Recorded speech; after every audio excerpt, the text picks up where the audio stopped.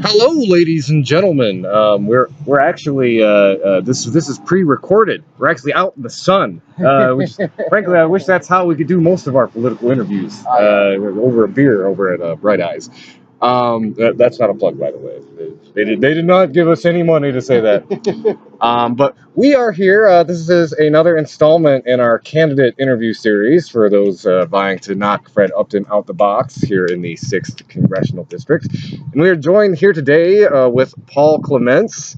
And before we dive in with the questions, why don't we go ahead just tell the people at home about yourself and why you're running. Sure. Well, I'm Paul Clements. It's my third time to run. Bernie Sanders endorsed me when I ran in 2014 and 2016. And I'm running because we've got an economy that's rigged in favor of the 1%, the very wealthy, that our Congress has been corrupted by money in politics, and we need to turn this around. I've been teaching. I teach national economic development and evaluation at Western. Been there for 20 years, and I helped to start Michigan United, which is our foremost immigrant rights organization. Been pushing for raising minimum wage, pushing for rights of people coming out of jail and prison, that kind of thing. I was the founding chair of the Kalamazoo Interfaith Coalition for Peace and Justice. We figured that invading Iraq was not the right thing to do. Oh, yeah. It didn't really turn out too well. Yeah. Sadly, the president didn't take our advice. But I'm running because we need to make some really fundamental changes in this country, and I think that people have finally figured out that Fred Upton's pretense at bipartisanship is just that. It's just a pretense, and he's sort of people are figuring out that he's sold out, and we've got a really progressive movement taking place in this country, and I'm grateful to do my small part to build that wave, and want to keep it going to make these fundamental changes our country really needs. Well, thank you so much, Paul. And I guess typically, Lawrence, I'll have you lead in with the questions. Did you have some stuff to spring off the bat? I know you have a very nice looking sandwich. No. I mean, I'm gonna get to the sandwich. I mean, we don't get to the food, but normally when we talk about it, we're gonna talk about policy. And you seem you know how we are. We're angry progressives that care about money and politics. That's something that we talk about on the show all the time. And you just was just speaking about that. So something that's going on is trying to get Wolfpack is trying to get a constitutional amendment to get money out of politics. Trying to get the 28th Amendment. I firmly believe that is something that we should fight for, and that's something that should be a part of the Democratic platform. If you're running for the 6th district, is that something that you would also stand for? Are you the other question would be is how is your campaign being funded? Are you taking big donor money? Are you taking small donor money? Those type of things. Sure, you bet. Yeah, I would definitely stand for repealing Citizens United and for a constitutional amendment to get the big money out of politics, because that's what's got us into so much of the problems we're in right now, with the failure of Congress on so many things. No, I am not taking corporate PAC money. That is not happening in my campaign. Right. I'm taking contributions, small dollar, people who share my progressive values. Okay. So that's how my campaign is getting funded. Okay. What was your other question there? The other question is, well, those are two questions. How is your campaign being funded, and how do you feel about the push to get a constitutional amendment? Yeah, a constitutional amendment is a big lift. I would definitely support that, but you've got to get a lot of states behind you, and you've got to get a big majority in Congress. There are some bills right now. Well, you have to get 2/3 of the states to call for a convention, like the Article 5 convention, and then it will come up to a vote. Then it will come up to a vote at the convention. Okay, well, I'm glad you're more on. I appreciate you being on top of the details here.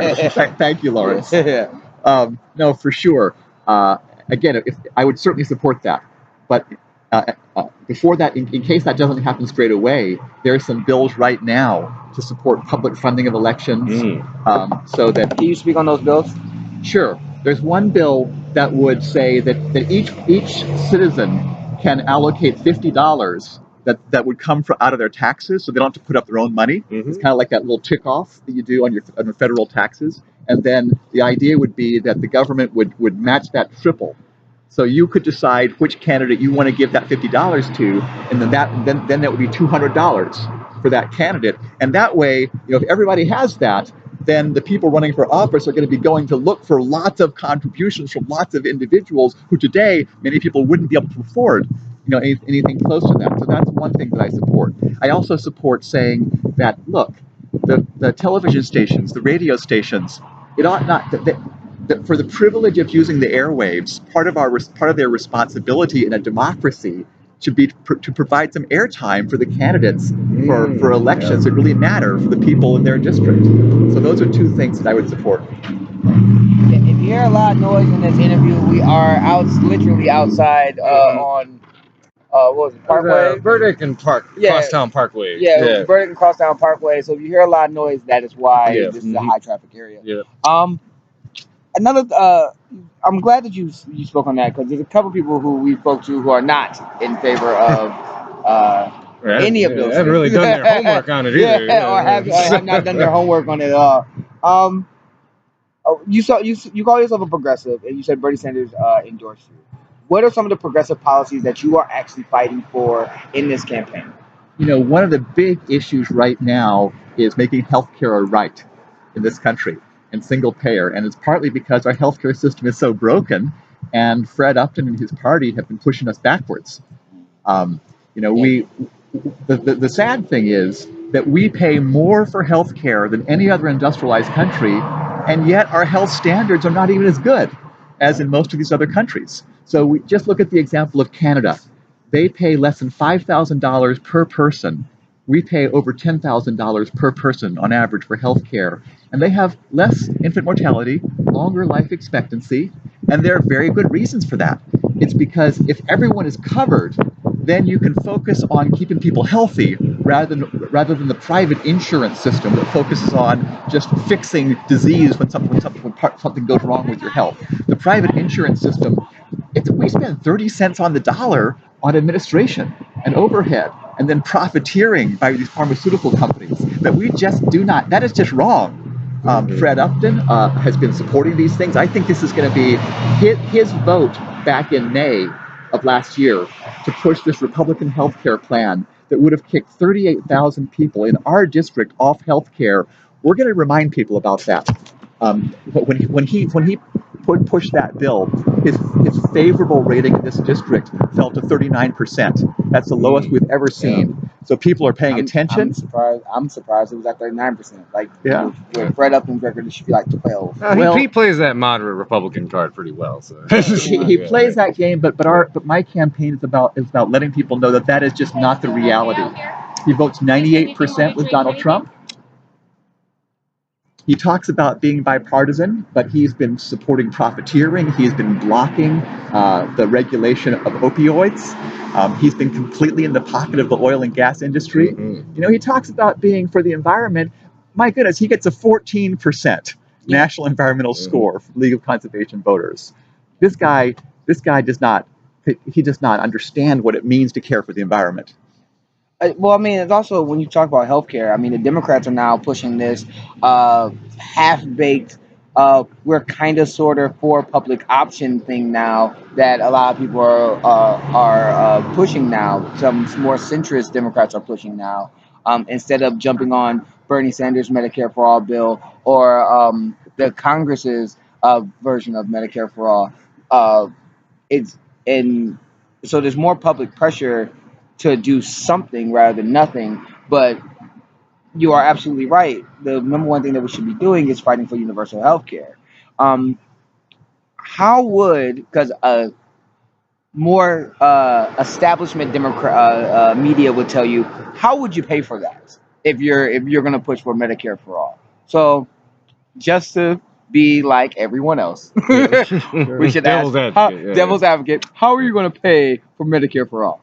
Again, the basic fact about Medicare for all is that it's cheaper than the private Medicare system. So yes, the way you pay for it is with progressive income taxes, the way we pay for most things in our federal government. But at the end of the day, if someone's paying their income tax, that's money they're not paying for their health insurance. So it's going to end up, people are going to be better off. So they're going to be paying less, not paying more. I mean, another thing that we could do, and this is something that came up in the Medicare for All town hall that Bernie Sanders talked about. If we were to let everyone enroll in Medicare, and we were supposed to drop that number instead of at 65 to 0, Yep. we would save more money right now, and we wouldn't have to spend an extra dime. And that's not being talked about by any candidate. That is the truth, and I've been talking about that in every forum that I've attended. If you watch my forum, you heard me say it. Right. Another big question that's come up, another issue that's been in recent media is guns and gun control. There was another mass shooting. There was a Waffle House in Tennessee last night. There was a Waffle House shooting in Tennessee last night. Last time I checked, it was 3 to 4 people that were shot and killed. Four people died. Not gonna lie, Michigan has the what could go wrong bill when it comes to gun control and letting people have guns and having concealed weapons in bars and stadiums and schools and other things. How do you feel about gun control, and what's something that you would be advocating for? Well, first, let me say that I really respect and appreciate what these high school students have been doing in saying that look, they need to be safe. And that, if we ask, why is it that we do not have just common sense gun control that they're asking for today? The answer is really simple. The National Rifle Association, that they have, they've got the majority of Republicans sort of by the balls, excuse me. That's all right. You can say balls. That's FCC friendly. So so using the George Carlin words.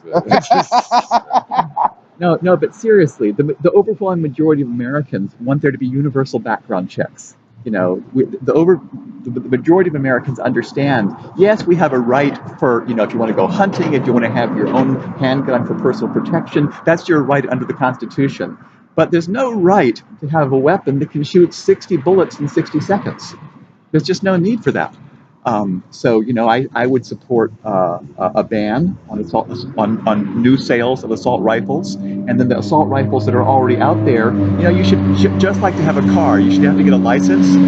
Keep it locked up, and then when you want to go and use it for recreational purposes, and take it out. But there's no need.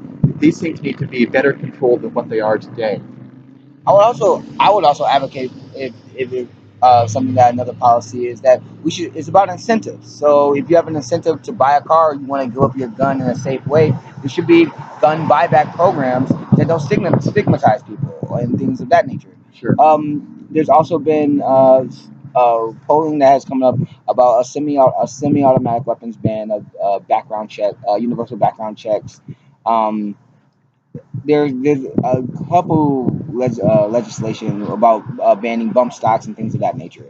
When you get the blowback from this, because you're going to get blowback about guns don't kill people, people kill people. What would your response be when you have to talk to Congress or your other members and colleagues about gun control?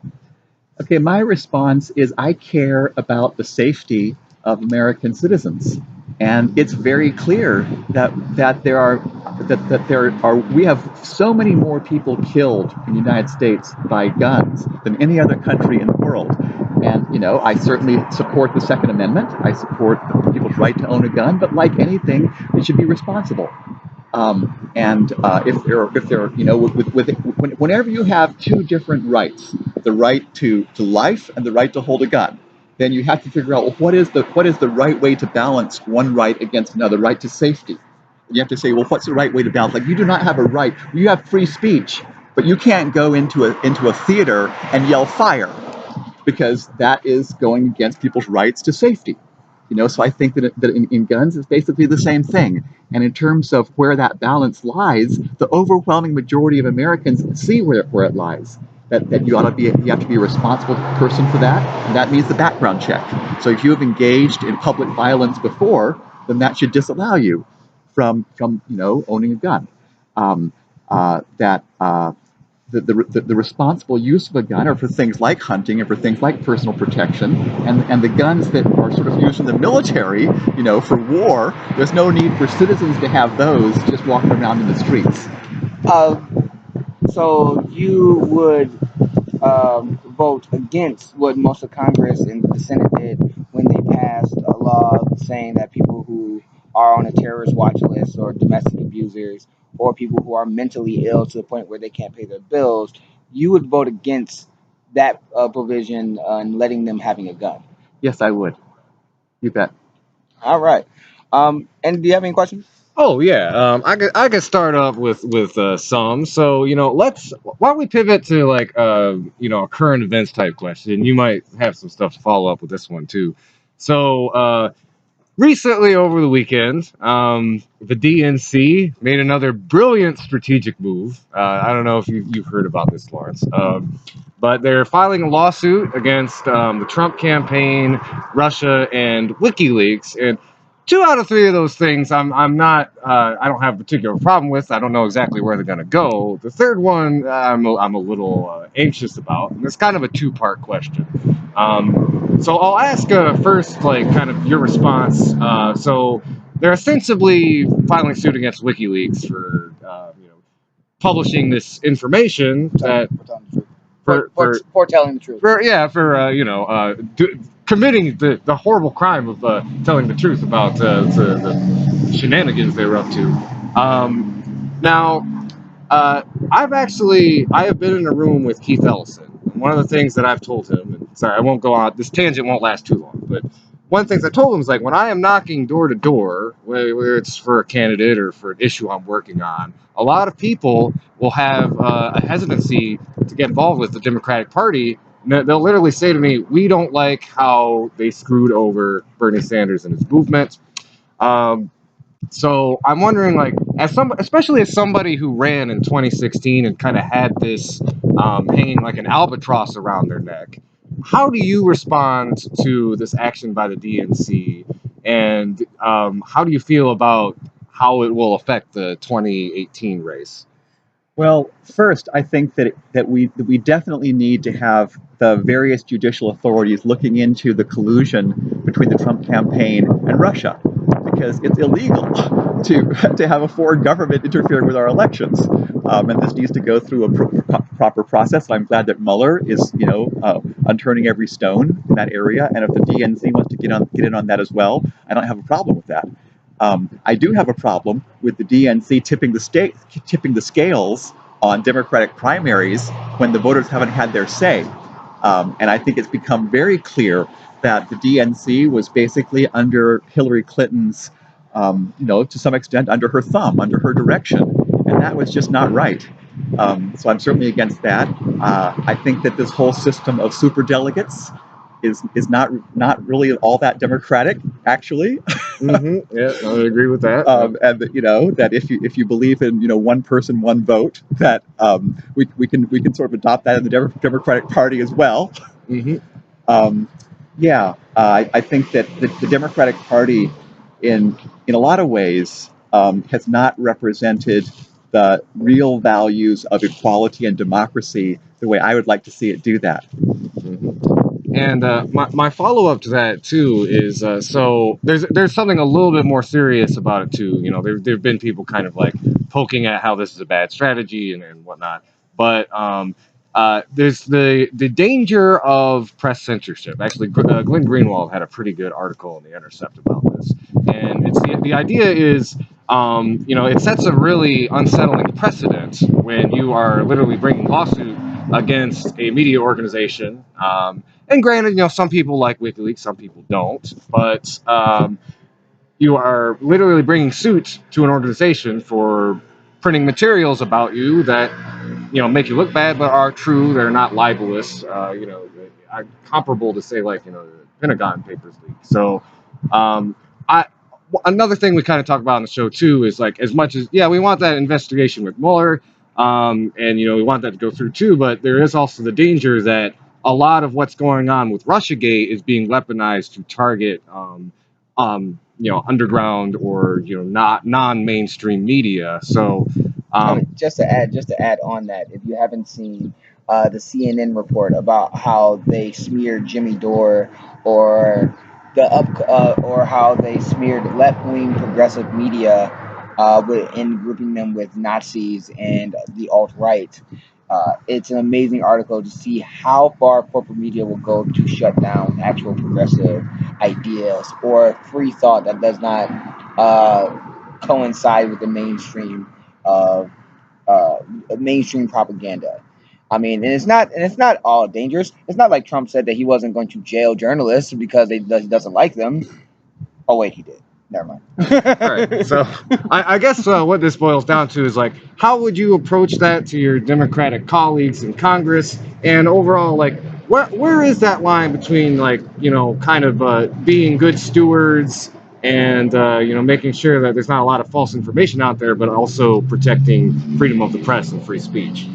I am strongly in support of freedom of the press and free speech for sure.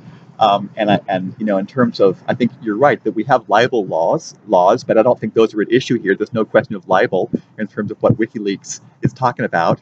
And if they're just reporting the truth as they had seen it, then the freedom of the press is absolutely critical for accountability of government. And I think we need to bend over backwards on that side in terms of who we're going to be supporting. When I was in college, one thing that I got involved in was the anti-apartheid movement. This was a big issue. My university was investing a lot in, this was back in the day, a lot in companies that were profiting off of apartheid. But another thing I got involved in was I was working one summer with the New England Free Press, which is basically a radical press. Okay. Your listeners may not remember Our Bodies Ourselves. That was one of their publications. Oh, yeah, that's a good one. But they used the profits from that to basically fund their more sort of radical publications. So part of the way I learned about the political geography of the United States was this back in the day of card files. Okay, before computers and stuff. Mm-hmm. So there was a big section for Cambridge and Berkeley and Madison and Austin, Texas and Ann Arbor, and I don't remember Kalamazoo at that time. But we have to defend the right to any kind of political opinion. I mean, we have to defend the right to Nazi opinion. Of course, I think it's wrong, but that's what free speech means. Is that you can't be censoring just because you don't agree with the content. Okay. I mean, to add to that, I would like to ask you about two issues that's come up recently. You talked about you were for anti-apartheid, so you were for boycotts and divestments and sanctions. That's correct. Against the apartheid, and correct me if I'm wrong, that was apartheid that was taking place in South Africa. That's right. Right. So, how would you feel about the narrative about what's going on at the Gaza Strip and what's going on with the Palestinians on their march to return, on their peaceful protest, and the Israel army shooting and killing peaceful protesters? There's been some people in the activist community that's for boycotts, divestments, and sanctions. Okay, including Natalie Portman, apparently. Yeah, but a lot of Democratic congressmen and senators are not standing for it. Where's your stance on that? I support what they call BDS. I've been working on this also for a long time. I mentioned that I'm the first chair of the Kalamazoo Interfaith Coalition for Peace and Justice, and we've had a number of speakers come to Kalamazoo to speak about Israel-Palestine issue. And when the Jewish people took over what is now Israel, that was one of the last really colonial takeovers in our recent history. And there are so many Palestinians who were just kicked out of their homes, and the Gaza Strip now is kind of like an open air prison. Yeah. We've got to have movement towards a two-state solution here, where the Israelis and Palestinians can each live peacefully with a secure state that they run themselves. And sadly, the United States has been the main force blocking that happening, the main force blocking the application of international law to the state of Israel in the Security Council in the United Nations. So this is something where I think that if you believe in equal rights, if you believe in self-determination, that we've got to stand for the Palestinians having those rights just like what we have.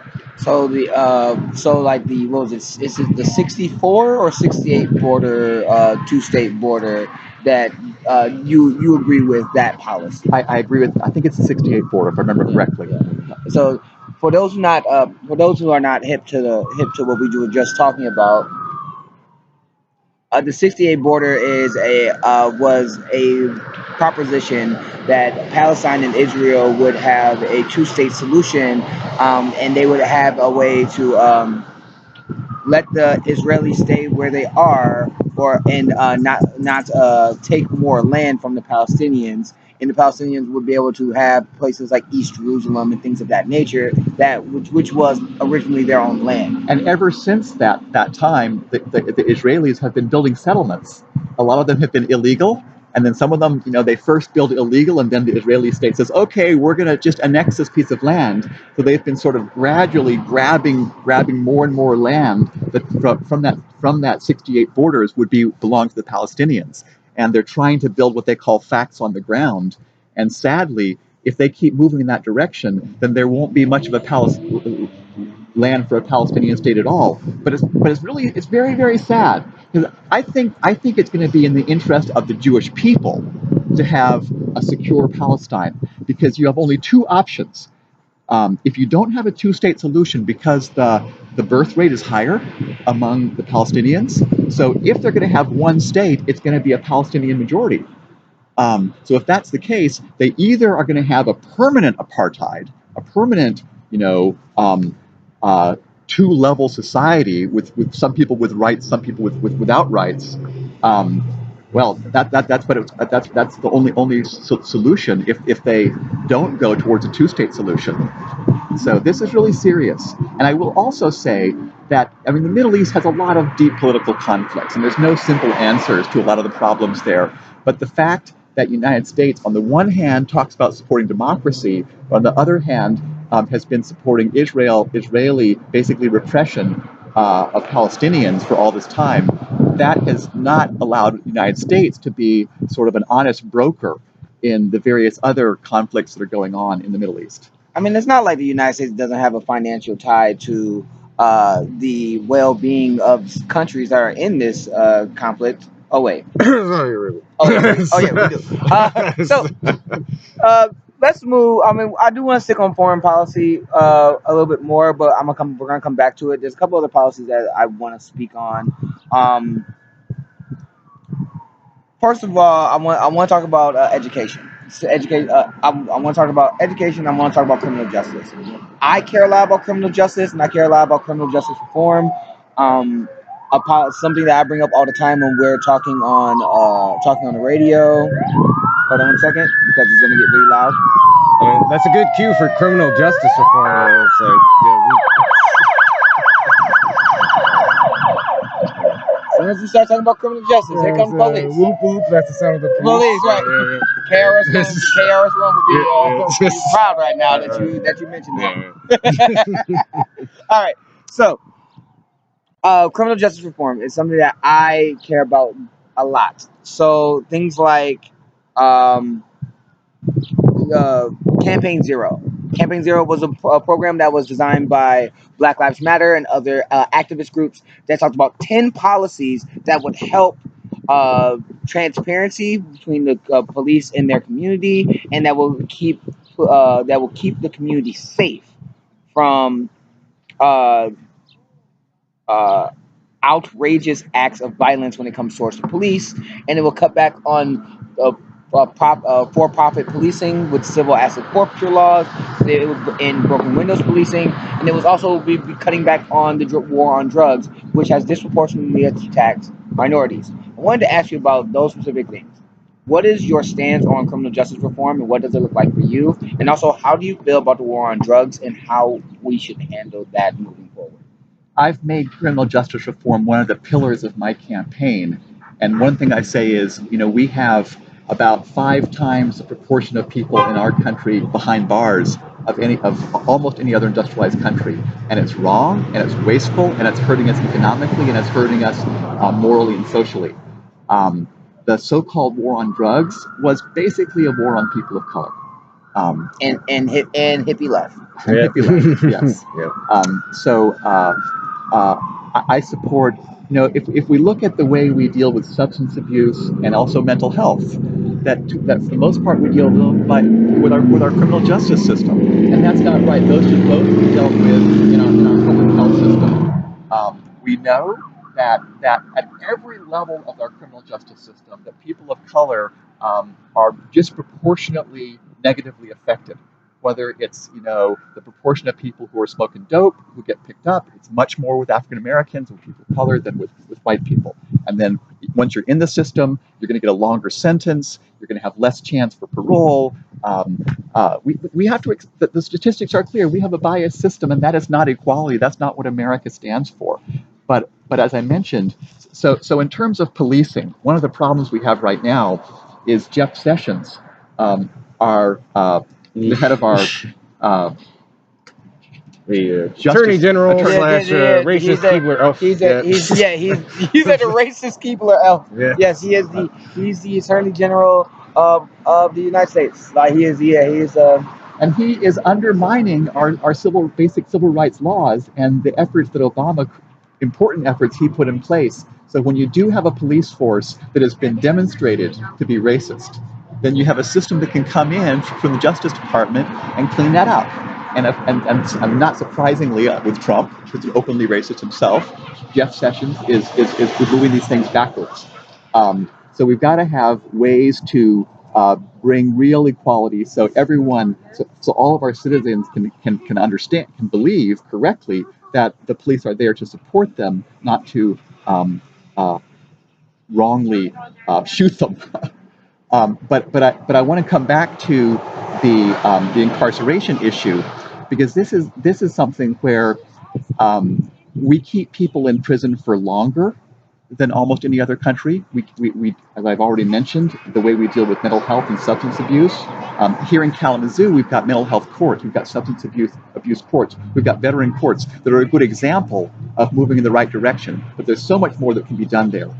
We need to end the school to prison pipeline, and I've worked to bring peer mediation to Kalamazoo public schools, but there's much more that can be done to end that school to prison pipeline. Right now, there are a lot of people who are in jail because they can't afford the what do you call it? The bail. The bail. Yep. Right. So that's kind of like a debtor's prison. Mm-hmm. It is. That is not a proper justification for keeping someone behind bars, and it means that they can't get their life in order at the same time. So there's no single silver bullet on this, but it is a deeply broken and deeply racist system that's hurting us economically, that's hurting us morally as a people. And so one of my priorities in Congress will be to address these issues. One of the things that recently came up is that Bernie Sanders had a bill that would jail drug dealers, pharmaceutical makers that are pushing pill farms and are pushing pills into cities and in communities that don't need it. Particularly opioids. Yes, Yeah. particularly opioids. His bill that he pushed would give pharmaceutical CEOs would go to jail for 10 years for basically being the biggest drug pushers in America. Surprisingly, he has no co-sponsors because everyone in Congress and in the Senate take money from the pharmaceutical industry. Would you, if you were elected as a part of the 6th district, would you support Bernie Sanders' initiative on jailing the actual drug dealers in America? Yeah, I mean, I've not read that one, but my inclination will be to support it.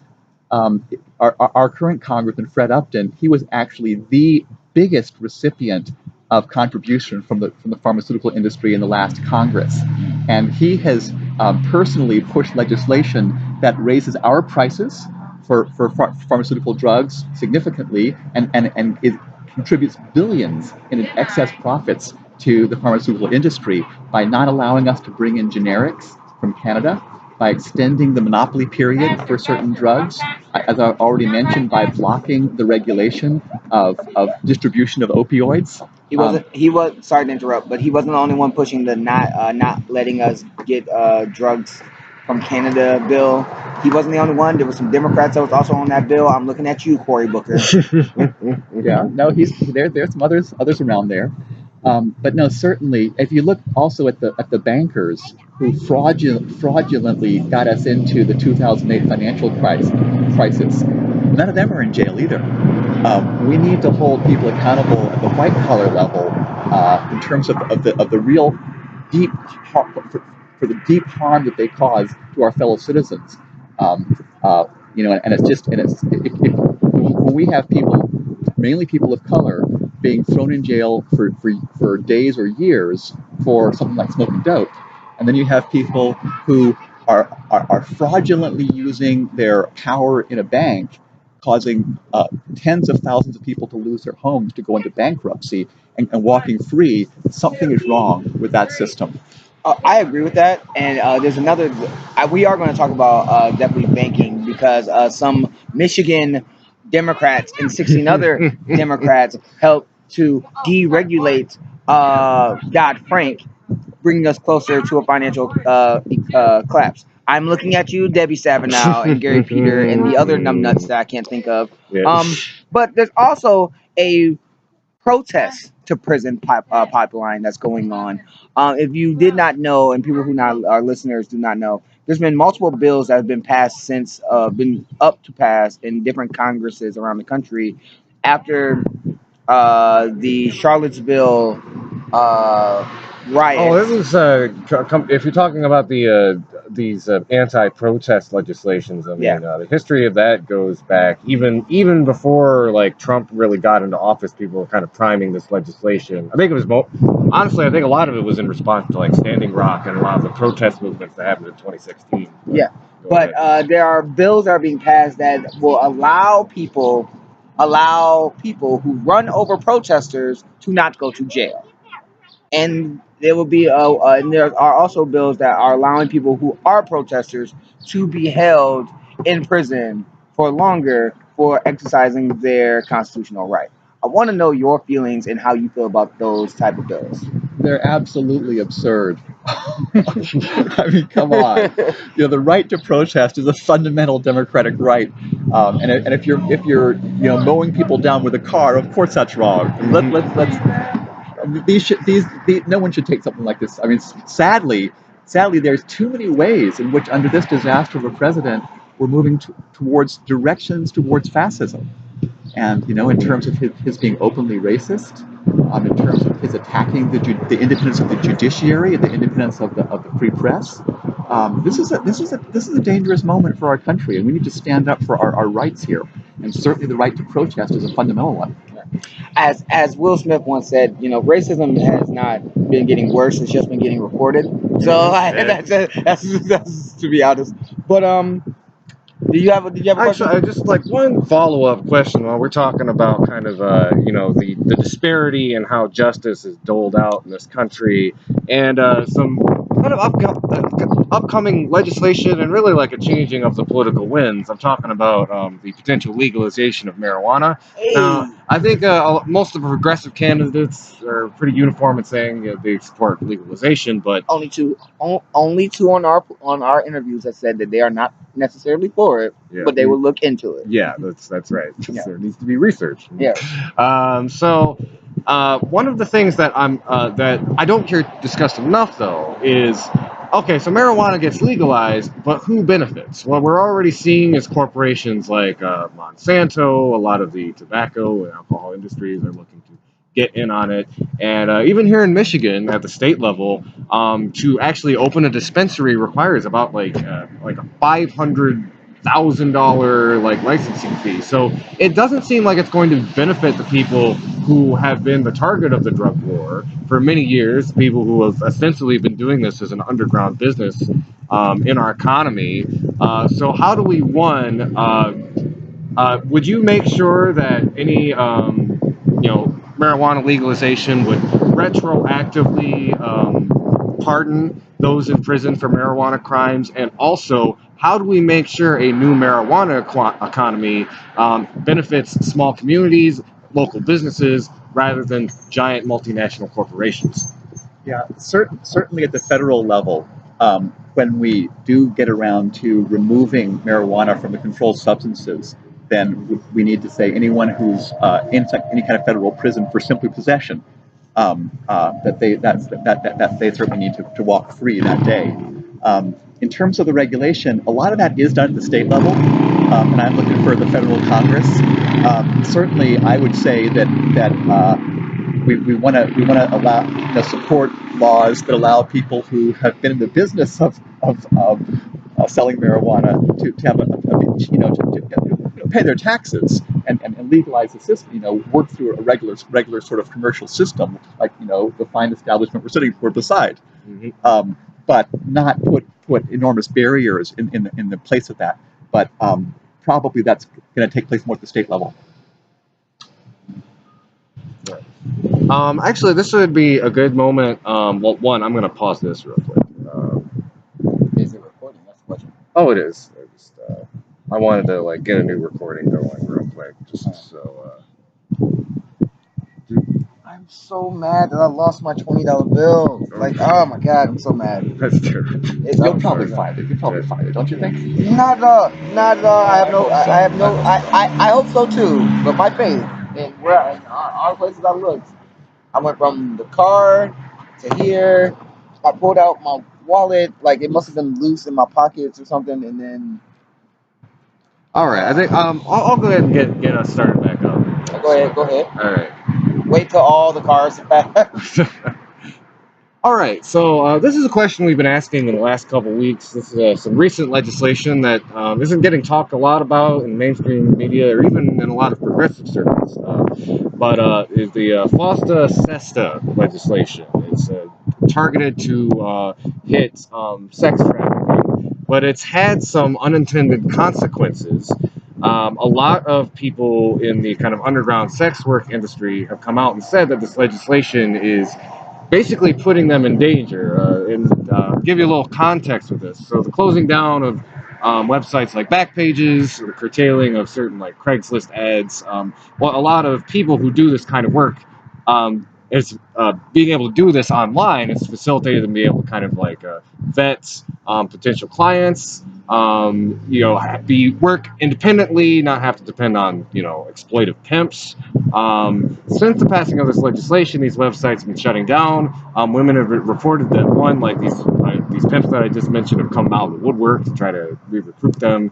That safety is not really there. So my question is, what would you do to kind of fix or bring about new legislation that can, one, actually tackle sex trafficking, but does not harm people involved in the sex work industry? I don't know the ins and outs of that issue. I mean, generally, we want to take a public health perspective on sex trade, on drugs, on guns, and that means we want to have institutions like the Center for Disease Control be able to study them, and we want to figure out who are the individuals who are the most, as you say, the pimps who are doing the exploiting, and they need to have the highest degree of responsibility. Who's being victimized, and you don't want to reinforce that victimization. But beyond that, I don't know the ins and outs of that specific legislation that you talked about. Okay, I mean that's a fine answer, but is that something that you would want to do more research into? Sure. And if it comes before me in Congress, come and talk to me about it. Okay, great. Please, I'm just going to ask this. Please be one of the actual members of Congress or the Senate who actually reads the legislation that they're going to be voting on, because the majority of people that are in Congress do not read the legislation that they're voting on. Please don't be like your colleagues. Just please don't be like your colleagues. That's all I got to ask. Actually, that leads to an interesting question, and I don't know. This doesn't probably get asked a lot, but one of the biggest problems in Congress right now is legislation is written to be deliberately cryptic. It's also written to be deliberately long, there's some bills that are probably as wide as this table, and it's particularly come out in the wake of the Trump administration. You've had both Democratic and Republican senators and congressmen talk about how like they aren't giving us enough time to read this. Our aides have to basically tell us how to vote. Is this a problem that you've thought about? Like, how would you streamline legislation so it's not, one, the people we elect actually can look over and read it? Because there was a time in our history where legislation was short and had a bit of clarity to it. So, is this a problem you've thought about as far as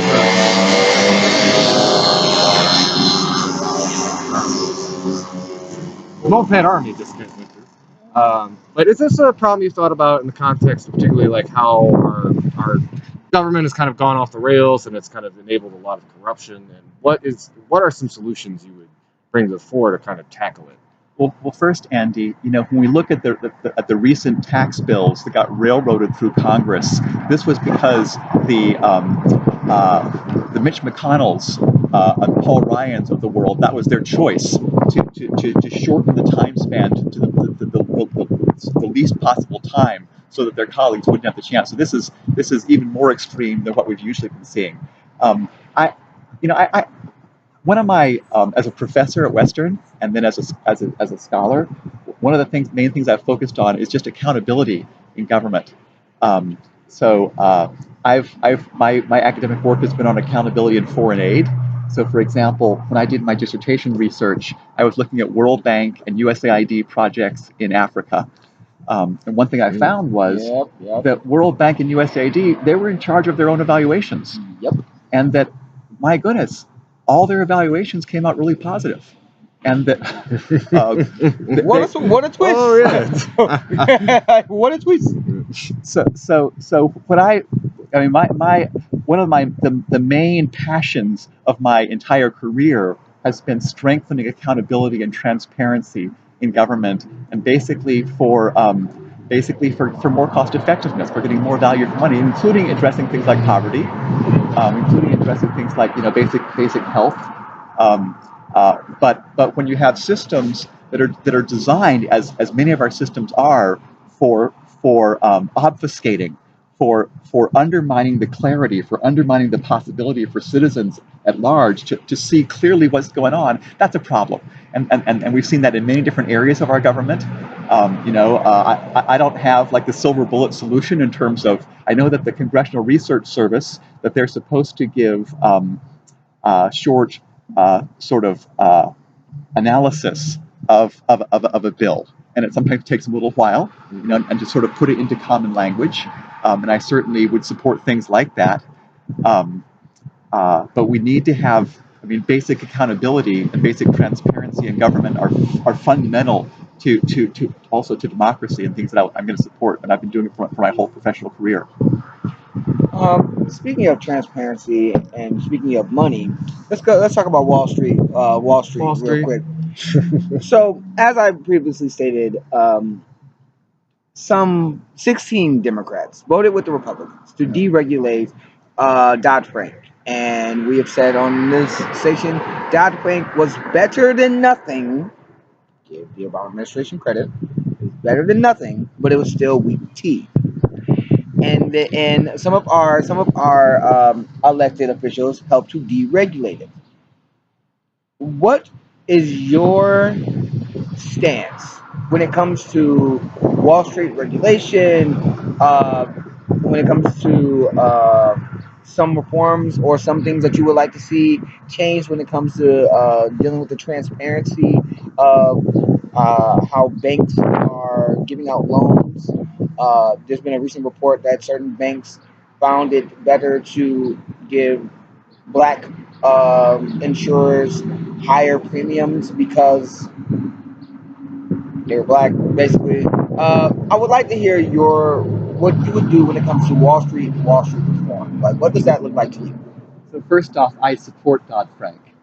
Dodd-Frank provides an important separation between the banks that are funding housing and they're funding our loans, and big commercial banks that are funding big corporations and risky investments. and I think that's very helpful. And also, in terms of a lot of the very risky behaviors that got us into the 2008 crisis, that Dodd-Frank, I agree with you, it doesn't do enough. It did not address the fact that the banks that were too big to fail, got 4 times bigger than when they failed.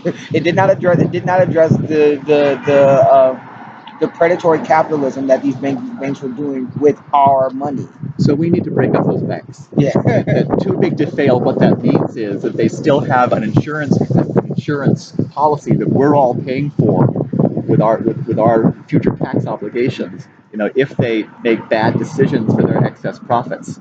I support breaking up those banks that are so-called too big to fail. But more generally, what we've seen is that because of money in politics, that the big banks, big corporations have had excessive influence on the writing of legislation.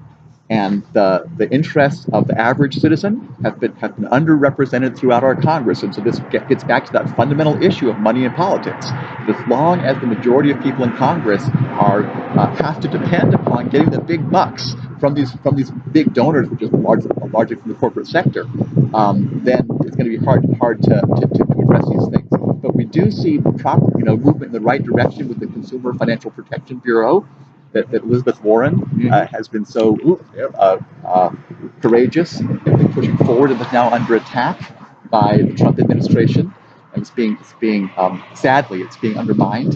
But we need institutions in Congress that protect the well-being of the average citizen, whether it's with regard to payday lending, whether it's with regard to housing and lending policies that discriminate against people of color, against the poor.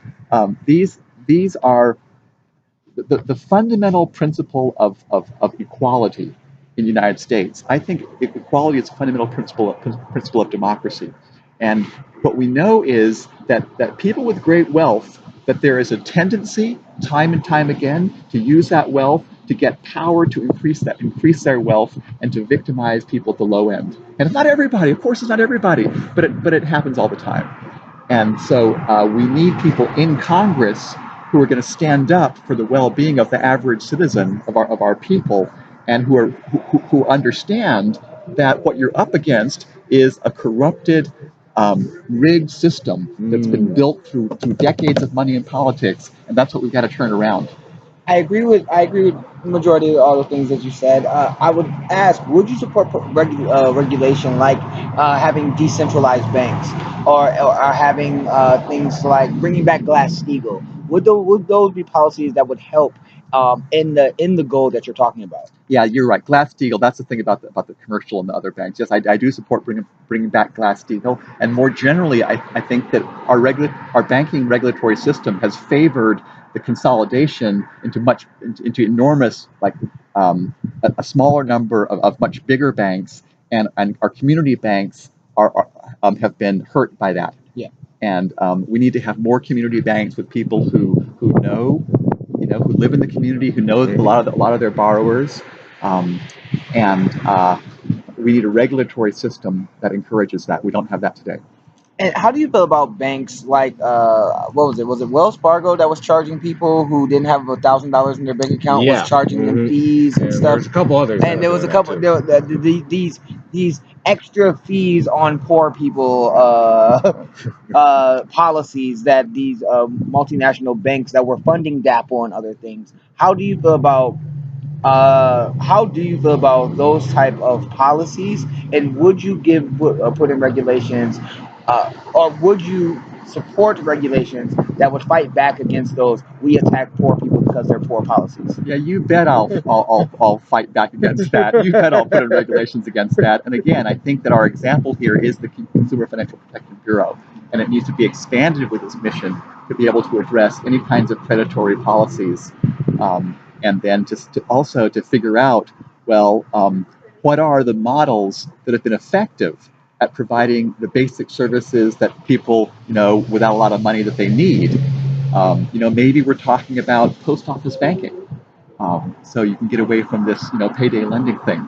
There are models out there that we're just not taking advantage of. So speaking of payday lenders, Debbie Wasserman Schultz is has been a Democrat who takes millions of dollars from this lobbying industry. And when we talk about collusion, the stuff that not just her but Donald Trump in particular, when it comes to the policies, some of the policies that he's been proposing, he was taking millions of dollars of contributions from that industry and deregulating that industry. I would like to get your views on the payday loan industry and how would you put in legislation that would help the average consumer in what is basically legalized loan sharking. Well, maybe the first thing is to raise the minimum wage. Okay, And the earned income tax credit. I do support moving towards a living wage. But then again, we need to ask, well, what are the financial services that people with low income need? And we've seen in places like Bangladesh that, with the Grameen Bank and other organizations like that, that there are actually ways to provide credit to people who do not have collateral. There are ways to provide credit to people who are a lot poorer than most Americans. And so, again, I gave the example of maybe post office banks. Micro-lending. Micro-lending. Right. And so we need to build a regulatory structure and then encourage the institution of these sorts of services.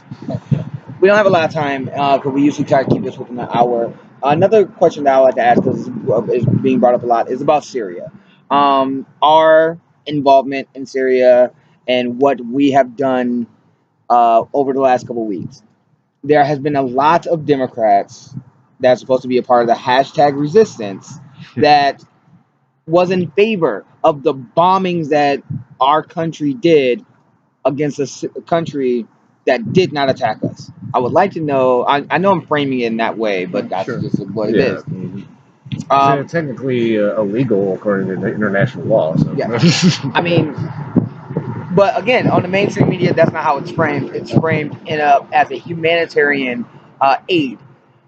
What does humanitarian aid, if you were a representative of the 6th District and they asked you about doing humanitarian aid, what does humanitarian aid look like from your perspective? And also talking about Syria, how do you feel about our enrollment, our role in Syria?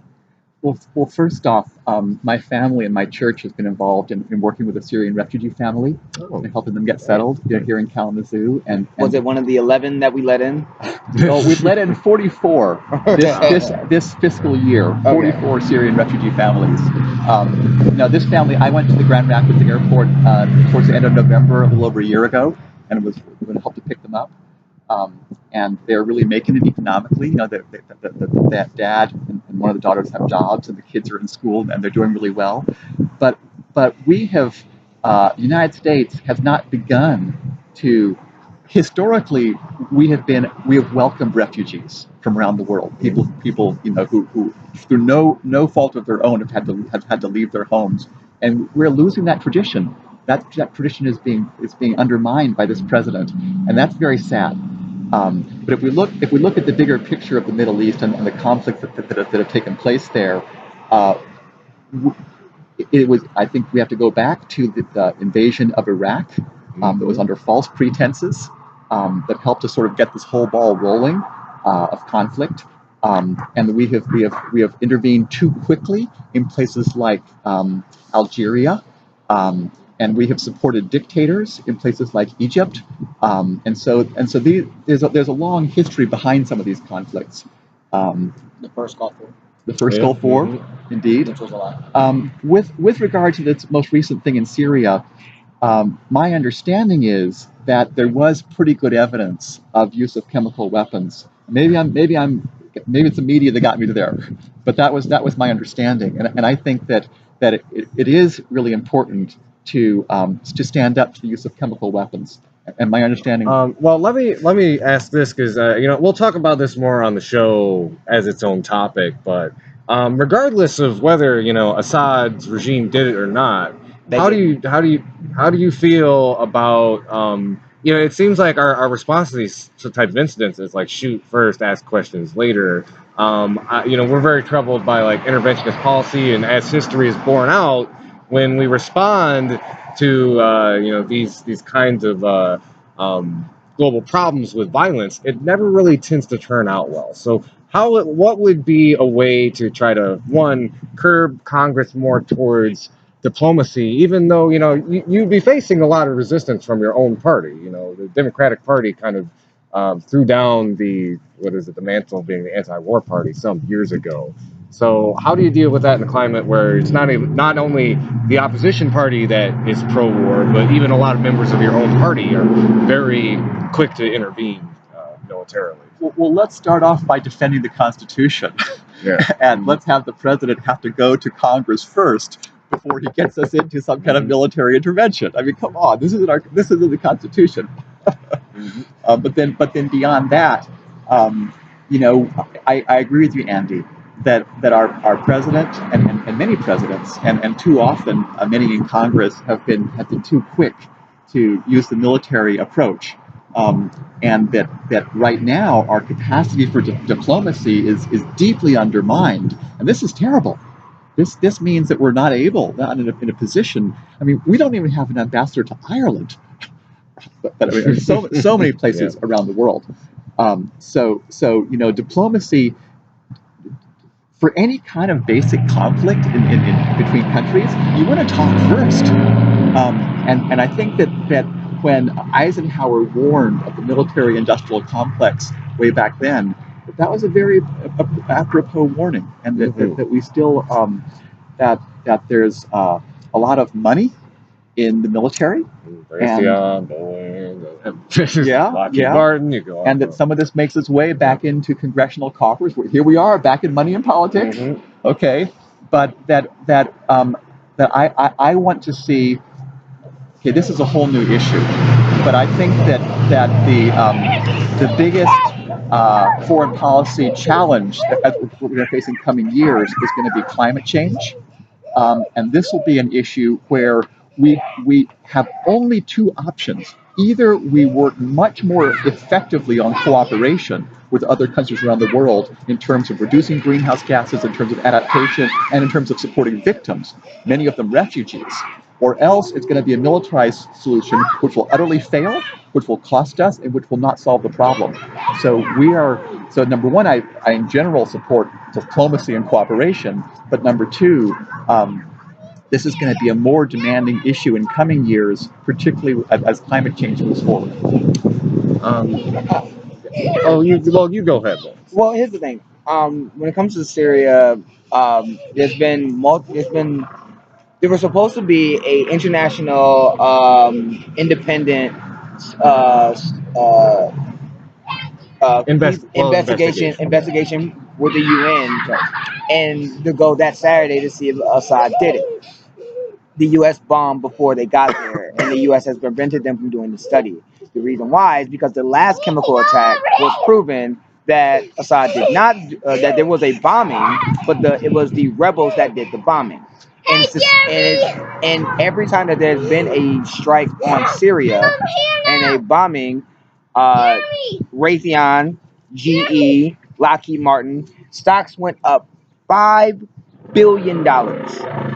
That like almost to the point of parity,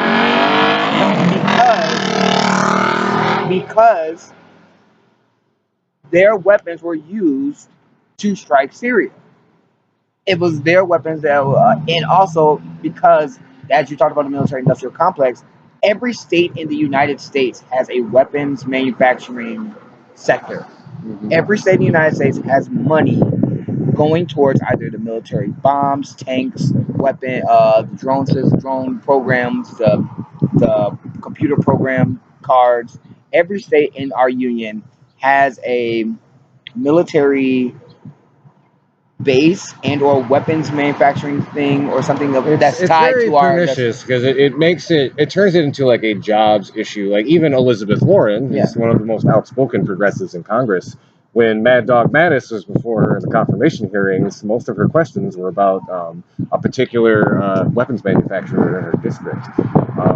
And I'm sorry if you're curving this around to a question. No, no, yeah, and that was going back to the question, because the question of, would you be like Rand Paul and ask, if the only thing, ask our military, if the only thing that you have is social media sites that or social media videos of said bombing without actually having proof,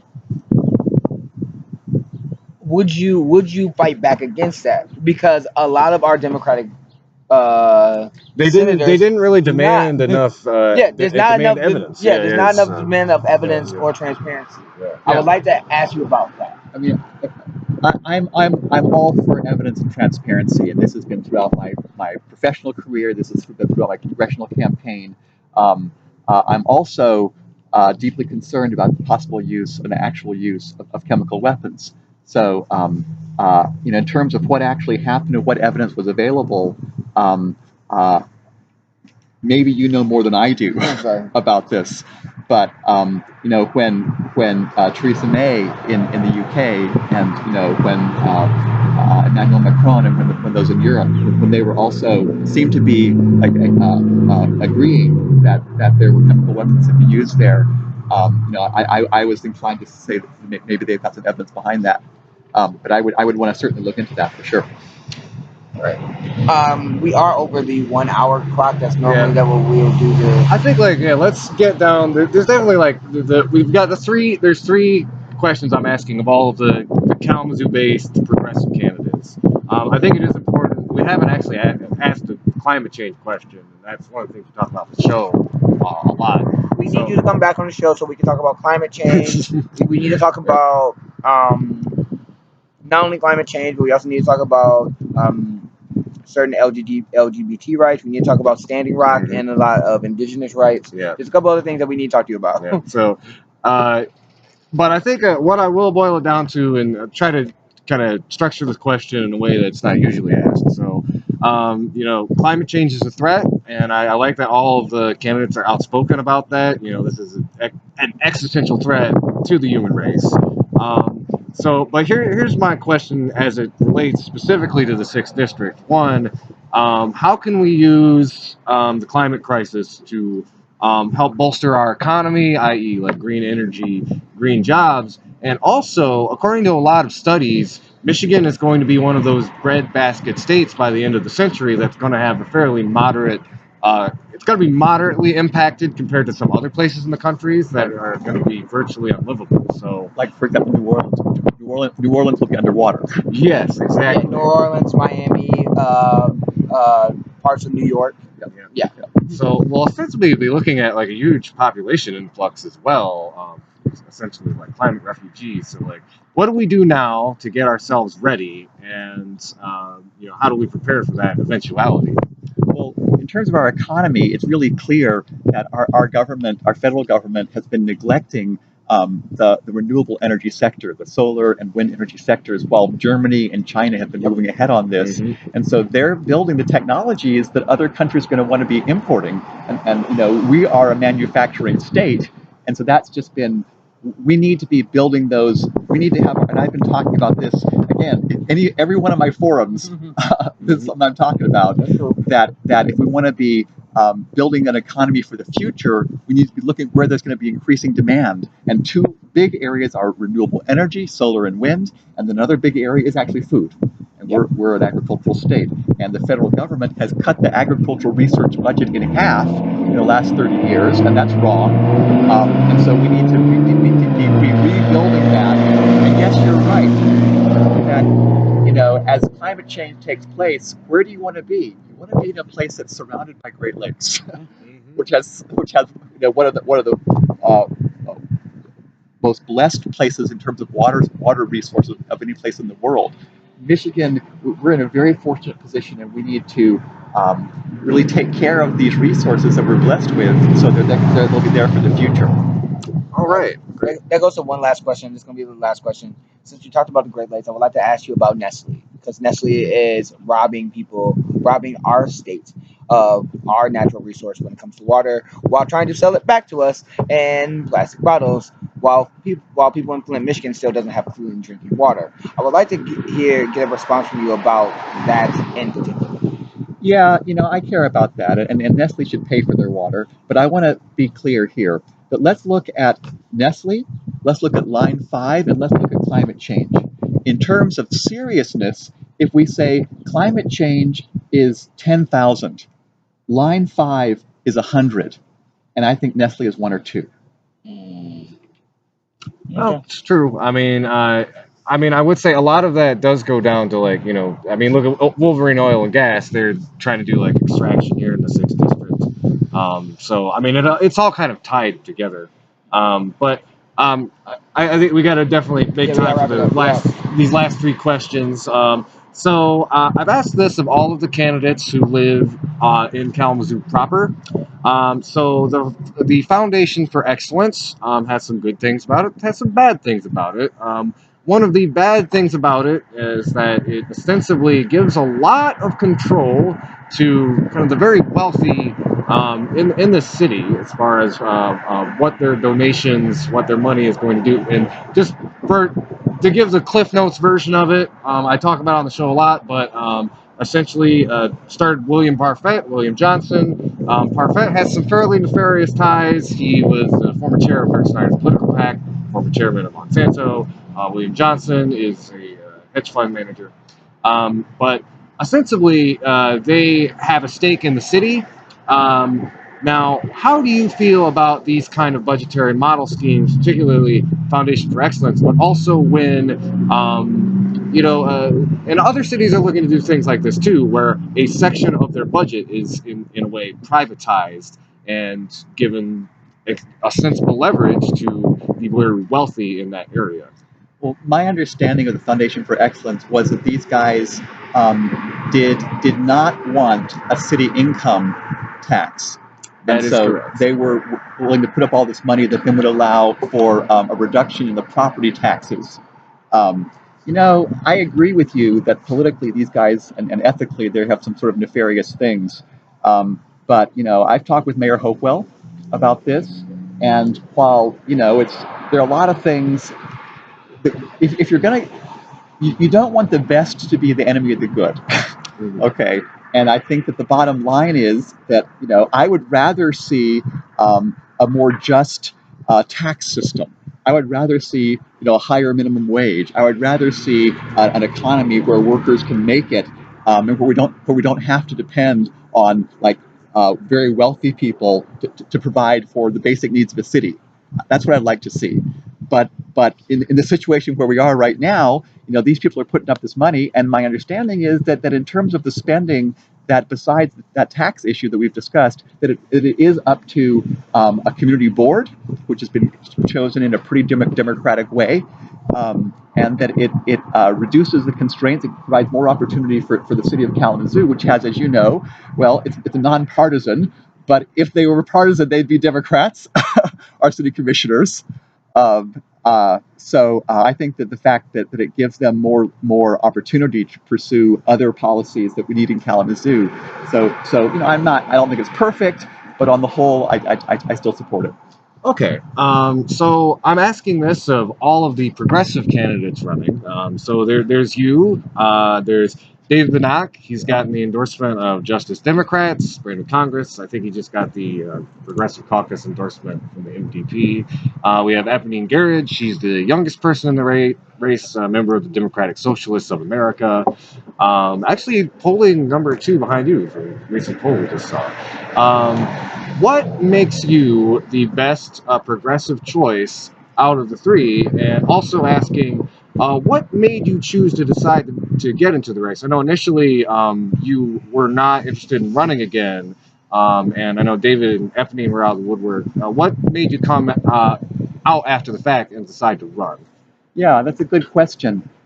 It's because when I looked at the political situation with Upton, with his movement on the healthcare that we talked about, and his decline in his popularity, when I looked at where we are with the evolution of the Trump administration. And I'll say, when I looked at the other candidates, that in terms of who's going to be most effective in Congress to push forward a broad-based progressive agenda in healthcare, in education, in criminal justice, in our environmental policies, in government accountability, that I think that I've got the best background and the longest track record, and that I can be most effective in carrying that through, and that actually, having had experience in running against Upton, that in terms of holding him accountable for his pushing this terrible health plan, for his responsibility for so many of our pharmaceutical prices being higher than they should be, for his failure and unwillingness to hold a town hall meeting just for basic accountability,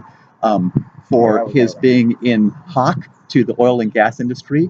That, have in many things in life, experience helps, and I think that both the experience and the knowledge and the understanding that I bring, the commitment I bring, that I will be the most effective to win this election and to promote a progressive agenda, not just for 2 years, but for many years in Congress. Okay, and I wanted to dive just a little bit deeper into that one. This is going to be like the last question, Sure. But as you mentioned, you are unique in this race. This is not your first rodeo. You've tried to run. You've run in 2016 and 2014 to unseat Fred Upton. Now, I want to ask, and I've actually volunteered on your campaign last time, so understand I support your platform and support you as a candidate, but. I believe like 2016, it wasn't great. But it was actually a little bit of a slip down from 2014. What I want to know is, now that you're running for the third time, have you gone and like done a post-mortem of your last two campaigns, like what you did wrong, what you need to do instead? What is the strategy of your campaign this time in 2018 that's going to push you through, where in 2014 and 2016 you were not able to make it? Just to kind of get into a little bit of the political weeds here, but before I came back in, I did do my own poll. This was in June of last year. I'd be happy to share it with you. Mm-hmm. It found me at 42 to 44 in June of last year against Upton among likely voters in our district. If we're going to have another election like 2016 with the Trump wave, probably I wouldn't win.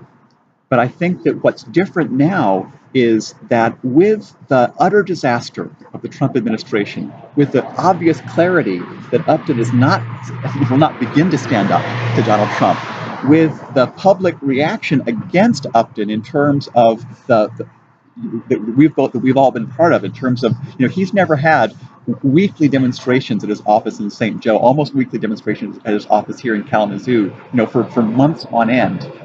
The awareness of his pretense at bipartisanship, but his actually being sold out and actually going along with really harmful policies of his party, that whether it's healthcare, whether it's taxes, we're in a very different political environment, and I think that my experience and my platform are what people that in terms of I think that the basic question for this election is this election going to be about fundamental changes to our political economic system, or is it going to be about a few modulations here and there that won't get independents upset? And I'm about fundamental change, and I think that's what the majority of people in this district actually want, and that's why I came back into the race.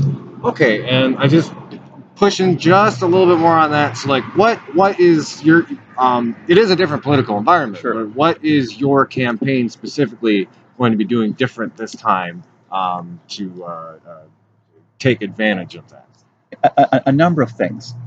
One is that in terms of my message is focused directly on economic justice. And there are a variety of issues that come into that, but making healthcare cheaper and better, with Medicare for all, with having tuition-free community college and public university, with defending Social Security. There are a variety of pieces to that puzzle. You learn a few things. I'm doing a whole new Let Your Voice Be Heard series, and I've got some volunteers helping me with this, where rather than my just going out and giving speeches, we're going out and reaching out to different segments, and so far it's been mostly with the African American community, but we're going to be expanding beyond that. where we're listening to them in terms of what do they want to see different from Congress, what do they want to see different from government, rather than my just going out and telling them what I plan to do. So that's been a whole new piece of my campaign. We've got a whole new digital outreach with people able to reach out to their friends with social media, with Facebook, with their email lists, which we didn't have before. Then every time you do this, you learn a few things, and I think that my ability to promote a broad progressive agenda, if you come to these forums, that I'm just better at it than I was 2 or 4 years ago, and I'll say that I think I'm better at it than these newbies on the street. Okay. Well, thank you very much, Paul. I appreciate it. Just for the listeners at home, if they're interested in what you said, they want to learn more about you, get involved, how can they do that? Please check out my website, clements4congress.com. You can use the digit 4, clements4congress.com, and there's a place there to sign up to volunteer or comment. Okay, great. Thank you so much, Paul, and thanks to Bright Eyes Brewing for letting us sit here out our patios. It's such a beautiful day. All right, this has been the Hood Rat Strategist radio program, only on 89.1 WIDR Kalamazoo. Well, Lawrence, Andy, thank you very much. Thank you, sir. I really appreciate your. I can't see. The entire time I cannot see your face. Like that's why most of the time when I'm talking, I'm like this. Sure. So I can't see your face. Oh, yeah. You need a ride home? Those were good questions. Oh, yeah. And I appreciate your.